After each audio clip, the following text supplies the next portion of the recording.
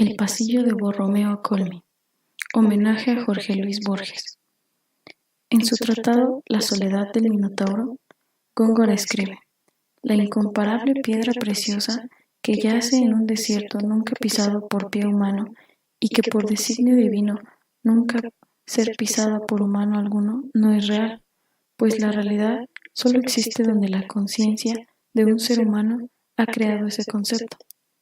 Los animales y los ángeles no conocen ni la realidad ni la irrealidad, porque no tienen conceptos, y tanto la realidad como la irrealidad son, por su esencia espiritual pura, uno con los conceptos absolutos.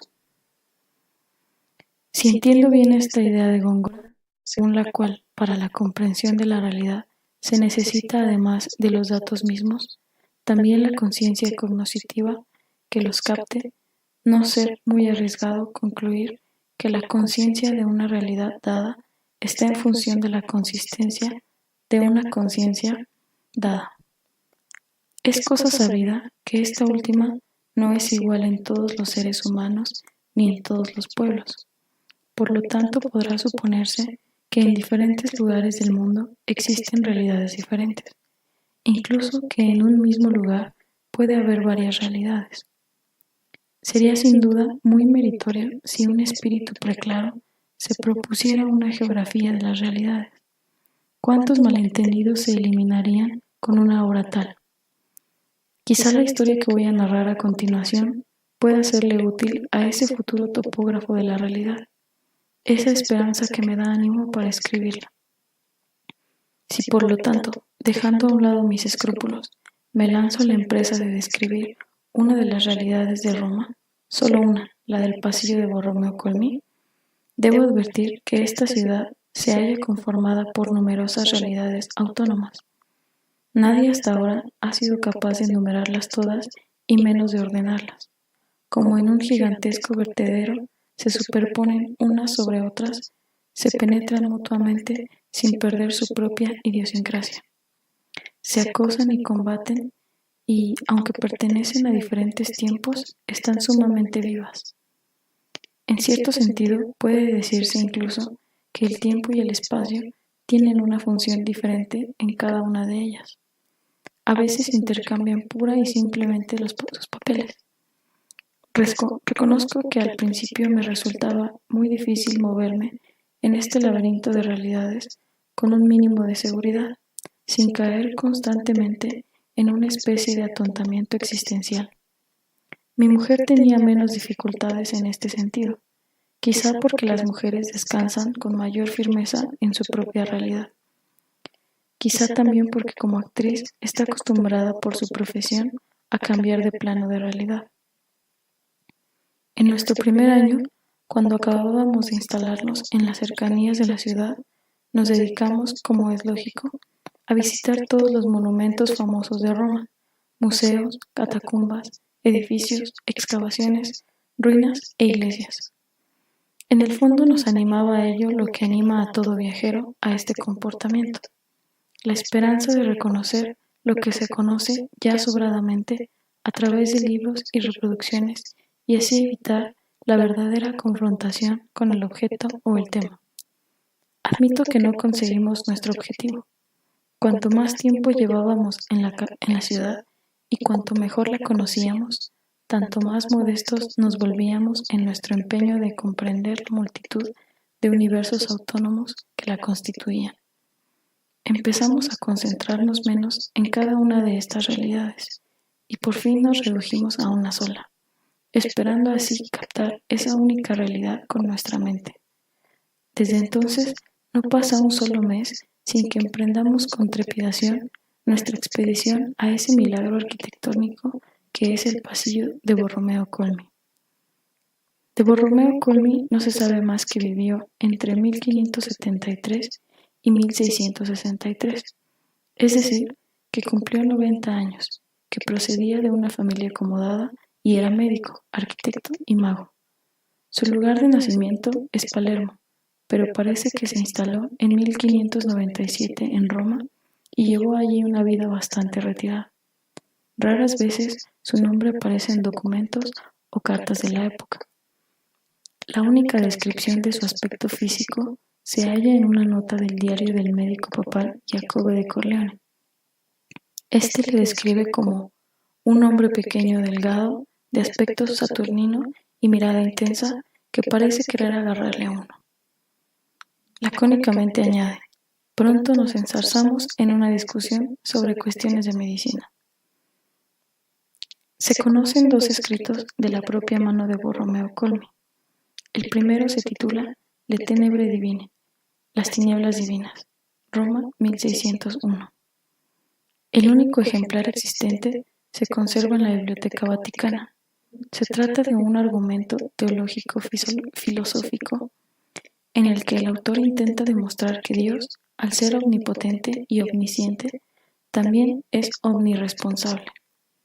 Parece que esta obra fue retirada rápidamente por los protectores de Colmi para evitarle problemas con la Iglesia.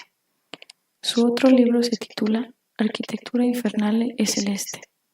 Arquitectura Infernal y Celeste, Mantua 1616. Y el manuscrito original se encuentra en la Biblioteca Nacional de Buenos Aires. Se trata de un manual de arquitectura con numerosas ilustraciones del mismo autor, basado en la idea de que las proporciones pueden influir en la salud del ser humano. Otra obra titulada La Torre de Babel, sin fecha, es citada elogiosamente, sin más datos, por Benvenuto Levi, pero parece que se ha perdido. No existen otros documentos escritos, si se exceptúan el lema grabado sobre la entrada del pasillo Totus aut nihil, del que no se sabe con seguridad si es la divisa de Colmi o del que mandó construir el pasillo, varias facturas de ropa y 2 cartas de contenido indiferente a su sobrino Marco. La única persona con la que Colmi mantuvo una relación de amistad fue el gran canciller papal, donde Fulvio di Baranova. Algunos historiadores, como por ejemplo Christian Sundquist, ven en esta amistad la razón para la posterior locura de Baranova, en la que mató a su esposa y a sus 2 hijos antes de suicidarse. Es una hipótesis sin demostrar y probablemente indemostrable. Curiosamente, todas las obras arquitectónicas de Colmi, como el órgano de agua en el giardino del Licorno de Cefalù, el Tempietto flotante de Campoli, en las proximidades de Monte Fiascone, o el Trono del Gigante, un palacete en forma de gigantesca silla en los jardines del cardenal Alessandro Spada, cerca de Ravenna, fueron destruidas de una manera u otra. Hoy existe tan solo el citado pasillo en el Palacio de Baranova, pero se buscará en vano cualquier alusión a él en las guías o los catálogos de monumentos romanos asequibles al público. Tampoco yo me hubiera enterado de la existencia de dicho pasillo si una tarde no hubiera iniciado en la escalinata de la Plaza de España una conversación con un mendigo alcohólico que resultó ser un antiguo profesor de historia del arte Boston. Bajo la promesa del más riguroso silencio, me comunicó las señas del palacio y la situación del pasillo. Cumpliré mi promesa y no revelaré el secreto, porque entre tanto he descubierto los peligros físicos y sobre todo psíquicos que aguardan allí al visitante no preparado para enfrentarse a la superposición de realidades diferentes. Solo diré que el palacio se encuentra en uno de los barrios más antiguos y de peor fama de Roma. Me costó más de un año de esfuerzos denodados conocer a través de increíbles vueltas y revueltas por amistades y recomendaciones a la última descendiente del conde Fulvio di Baranova y ganarme su confianza. Se trata de una señorita de más de 80 años llamada Maddalena Bo, que actualmente vive sola en el palacio casi vacío y que aunque es comunista convencida, se gana el sustento surciendo las medias de la Guardia Suiza del Vaticano. Por fin llegó el día. La señorita Bo nos abrió la puerta de su palacio y nos condujo al pasillo de Borromeo Colmi. Allí se excusó aduciendo la urgencia de su trabajo y nos dejó solos a mi mujer y a mí.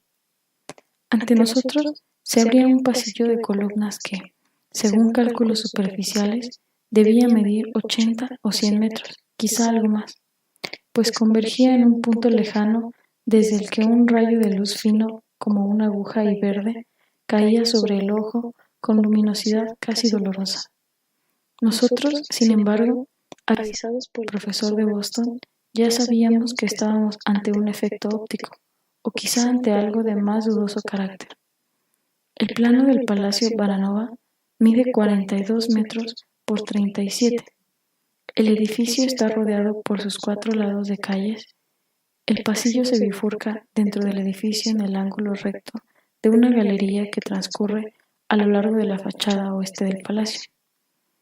Si se descuentan los 3 metros de anchura de esta galería, el pasillo mide a lo sumo 34 o 33 metros.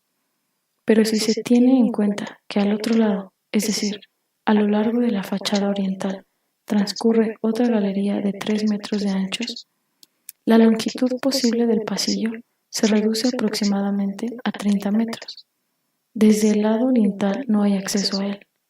El asunto se complica si se considera que en el interior del palacio, es decir, allí donde parece transcurrir o transcurre realmente el pasillo, se halla una gran sala de baile y varias habitaciones más pequeñas.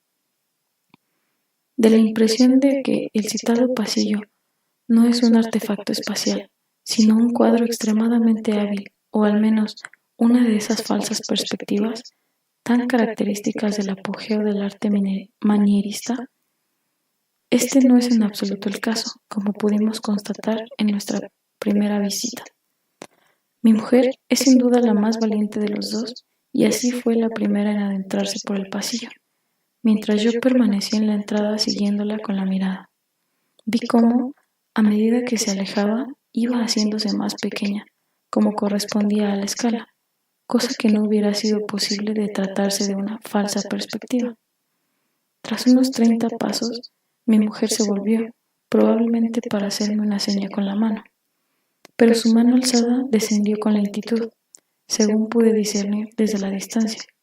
Su rostro había empalidecido y su expresión era de horror.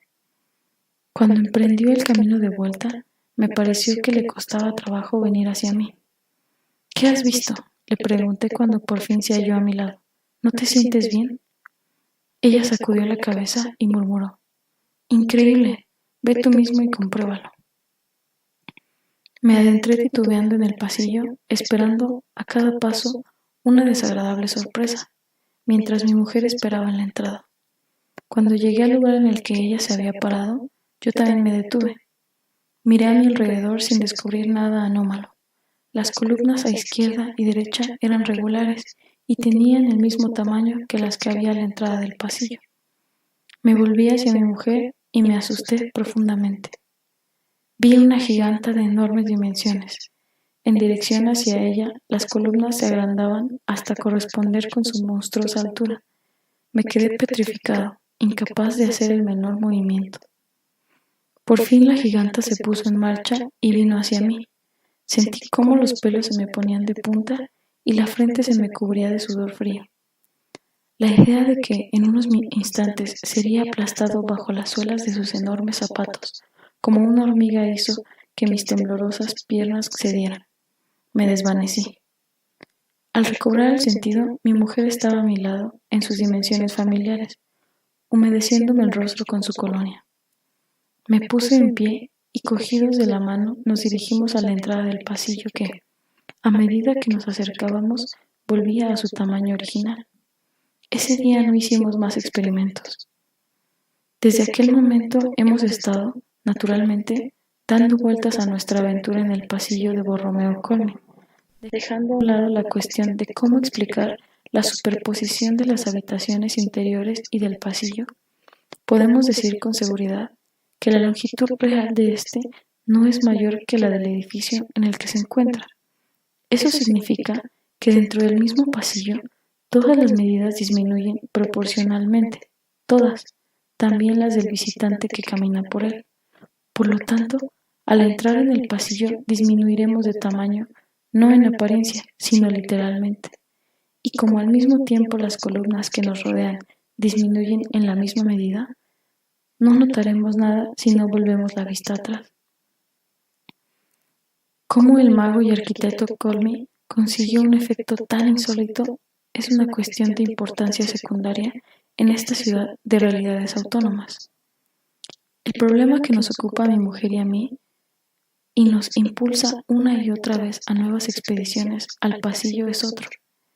Si verdaderamente con cada paso con que uno se adentra en el pasillo se vuelve uno más pequeño, la consecuencia lógica es que con cada paso la distancia de camino hecho se vuelve proporcionalmente más corta.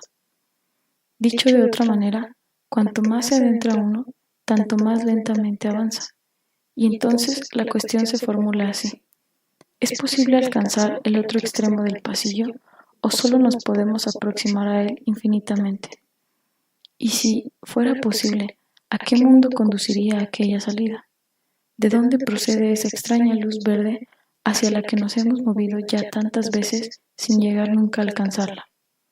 ¿Hallaremos allí el mundo de lo infinitamente pequeño, o sea, el universo de los átomos en movimiento? ¿O hallaremos otra dimensión? ¿Acaso encontraríamos en aquel extremo el contraespacio, el antitiempo, el otro mundo? ¿Coinciden quizá ya nuestros conceptos de grande y pequeño? ¿O conduce ese pasillo al momento en que Dios creó el mundo, al origen de todas las cosas, al núcleo interno de la creación? Una cosa está clara. Borromeo Colmy no creó este incomparable conjunto de arquitectura y magia por simple juego o por puro efectismo. Se trata, por el contrario, de la quintesencia del arte máximo y de la más profunda sabiduría. Se trata de una vía de acceso a lo esencial que el artista quería revelar a la humanidad. Nadie parece haberle comprendido, o nadie se interesa por sus razones. Incluso la señorita Bo, a la que planteé estas cuestiones, dijo con cierta agresividad y juntando los dedos como un tulipán: «¿Mabe? ¿Qué quiere decir?» «¿Y qué?» Como mi mujer y yo parecemos ser los únicos que han comprendido la propuesta de Borromeo Colmy, nos preparamos desde hace un tiempo para emprender una expedición definitiva al pasillo.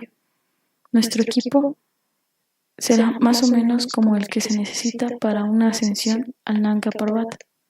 Llevaremos una tienda de campaña, mantas y vituallas para unos 50 días. Estamos firmemente decididos a no volver sobre nuestros pasos hasta que no hayamos alcanzado el otro extremo del pasillo. Si desapareciéramos, la opinión pública nos encontrará, sin duda, otra razón más plausible para nuestra desaparición. En Roma, estas cosas están al orden del día.